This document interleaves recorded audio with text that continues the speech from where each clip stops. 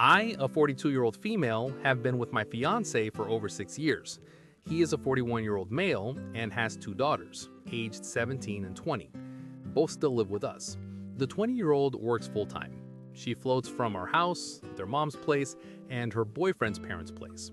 We have a 4-year-old dog and a 6-year-old cat.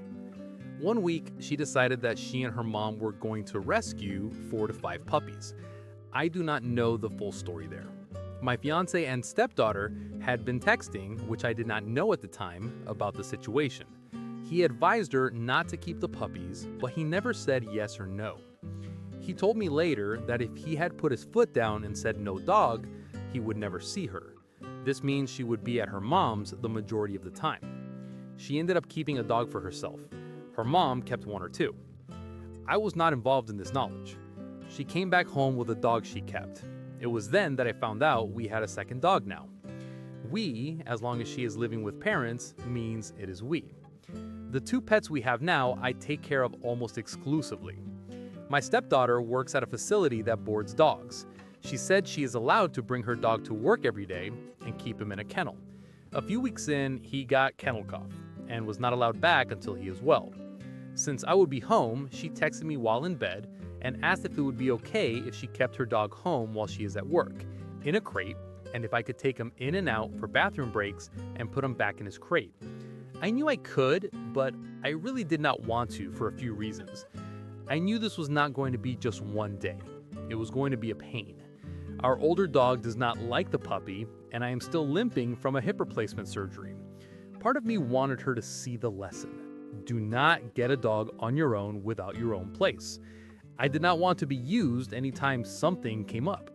A 20-year-old with a job, a boyfriend, and a ton of things she wants to do is going to result in needing dog care. If she had talked to me before deciding to get another dog, I would have said no. I texted back the next morning asking if she could ask her grandma if she could do it. She does not have any animals over there and it would be easier there. They live 10 to 15 minutes away. She told her dad that she was just going to her mom's. Now I am getting flack from my fiance and grandma. My fiance does not have my back. He has made mean remarks to me. Grandma stopped by today to drop off something for our other girl and had the dog in her van. I said, "Oh, you have the dog. I did not know." She then said, in a condescending tone, "Do not worry. I will now let him touch your precious dog." As she left, she met my fiance on the road, and they talked for a while as they had rolled their windows down to chat. According to my fiance, she was scoffing at the fact that I did not want to watch him. He has been acting super cold to me as well. I am hurt that my fiance does not have my back. I am just angry at the injustice, I guess. Why am I now the bad guy? I had already watched him a handful of times while everyone went out hunting. It is not like I'm not trying. Am I the asshole? So I, a 19-year-old female, am dating my boyfriend, a 20-year-old male. I recently started rereading the Throne of Glass series. I get really into it when I read books, and I like to talk about it with other people. My boyfriend does not read books that often. However, he does talk about his hobbies a lot, and I listen because he enjoys them and I want to show that I care about his interests. So yesterday, he and I were on a call playing video games together, and I was talking about my book. I was telling him about how a certain character is haunting the narrative. He then says, "I do not really care. It is really cringeworthy." That really hurt my feelings and made me really unmotivated to keep reading the books. I went quiet for the rest of the game.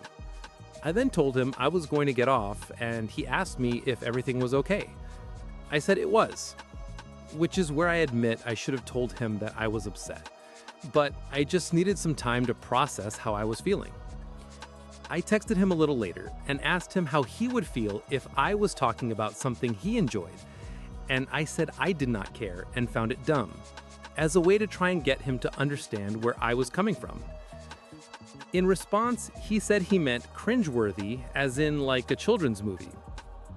I told him that it felt really bad that he would say that about something I enjoyed, to which he promptly denied, saying he did not care. I told him back exactly what he had said, and then he admitted that is what he said.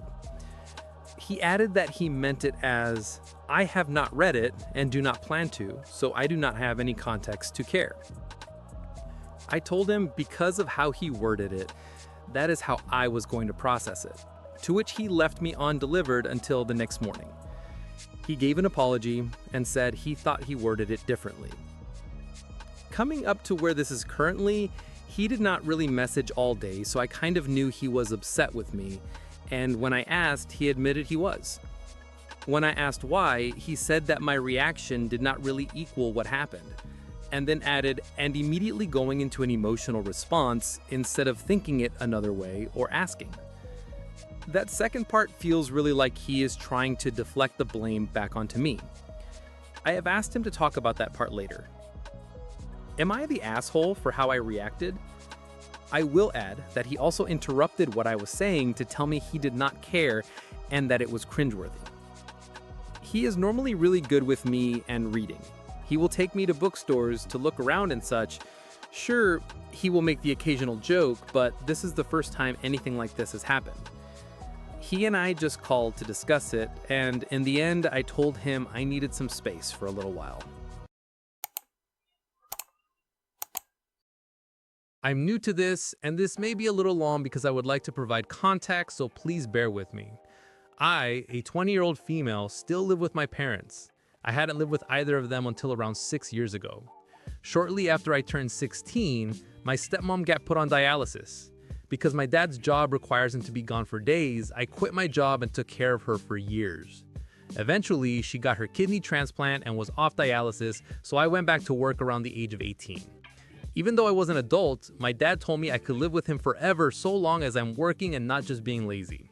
I never planned to stay forever, but wasn't going to leave automatically. I still live with him now, but had been planning to get my own place. I have a boyfriend who was long distance. His lease was over where he lived, so we decided for him to go ahead and make the move. I found some cheap apartments that I planned on going to until we could get our money combined and get a better place. I told my parents I would be moving the next month, August, and told them the location. They told me no, that it was a dangerous area and don't want me to move. I explained to them my situation with my boyfriend, and they told us he could move in here and we could save for things we needed. They don't mind me living here, but a boyfriend is another story. Once he was here, they seemed very annoyed by our presence, reminded us that we needed to be out, and would bash our current jobs and how much we make, telling us we need to be saving to be out as soon as possible. I reminded them we can go somewhere cheap, and they insisted no and would get defensive. Things got tense. I started avoiding them and saving as much as possible as quick as possible. We told them we would be out by the end of October, and that was okay with them, though my stepmom kept on with the badgering. We were fully prepared to move and have made arrangements. Things took a turn. This month, we found out my stepmom has terminal brain cancer on her frontal lobe that could cause loss of control of the right side of her body, amnesia, and more. My dad and my grandma automatically assumed that we'd be staying here and taking care of her, even told me to quit my job to be home with her 24/7. This kind of hit me. Yes, I understand she may need round-the-clock care, but also just a month ago they were pushing me out. I have always been down to take care of family, but also I already made arrangements to move and felt very unwanted here. Now that they need me or have a reason for me to stay, it's okay, but before it was get out as soon as possible. I don't plan on staying. I had already moved my boyfriend here from out of state and was fully prepared for us to start our life and have been feeling unwanted. I did start working only weekends, so while I am here, I can help, and I'm willing to come over and help when needed, but I'm not willing to put off our move. Am I the asshole? When my mother died 15 years ago, I inherited her home. It is smaller than my own house, so my husband and I decided we would rent it out. It was already paid off, so we were making a decent profit off of it. Other important players in the story. My husband and I have been friends with Sam and George since we were in college. We all have kids of similar ages and they are close friends. The relevant children here, our son Henry, who is 24 years old, Sam's son Kyle, who is 23 years old, and George's daughter Anne-Marie, who is 24 years old. Henry and Kyle are in graduate school, working part-time. Anne-Marie finished graduate school in the spring and recently started her first big girl job, as she calls it. Originally, the three of them was sharing an apartment in a bad part of town. We did not love that the kids were doing this, but they wanted to be independent and be on their own, and this was all they could afford. However, after a couple of incidents in the building, I came to the kids with an offer. If they cover the bills on our rental, we will not charge them rent and they can live there. We will not profit off it anymore. But I am okay with that if it means the kids have a safe place to live. The kids were on board with this and thanked us. I did not even think about asking our friends about this because the kids are all adults. Sam and his wife are cool with this. George, however, is irritated with us. He says one of the reasons Anne-Marie moved out is because he wanted to charge her rent to teach her responsibility, and she said if she was going to pay rent, she might as well have her own space. I pointed out that she will still be responsible for bills. The three of them are splitting the bills evenly, just not rent. He feels like this is spoiling the kids and wants me to not let Anne-Marie live there. I said I'm not falling back on this, as that would not be fair. My husband, Sam, and Sam's wife are on my side, though my husband feels like we should have asked George first before offering this to Anne-Marie. I think that is absurd because she's an adult, this is our property, and we can do what we want. But am I being an asshole by offering this and not running it by George first? Yes, there is a lease being signed, with stipulations about bills, what condition the house is to be lived in, and some other things such as they cannot move someone in without not just clearing it with me, but each other. The lease will be reevaluated yearly. It also states if one or more parties are not paying their portion of the bills or any other part of the lease is violated, they will be evicted. This includes my own son. I also have money set aside for any damages that may come, and we also have insurance on the house. I'm confused why some are insisting I charge rent, saying they are not learning any budgeting. They will still have bills by living here and are obviously buying all their own food. So budgeting is happening, and they're still very much adults. They are just not paying arbitrary rent. Every year, thousands of young people hear the words, "You have colorectal cancer," cancer of the colon or rectum, parts of your digestive system. It's terrifying.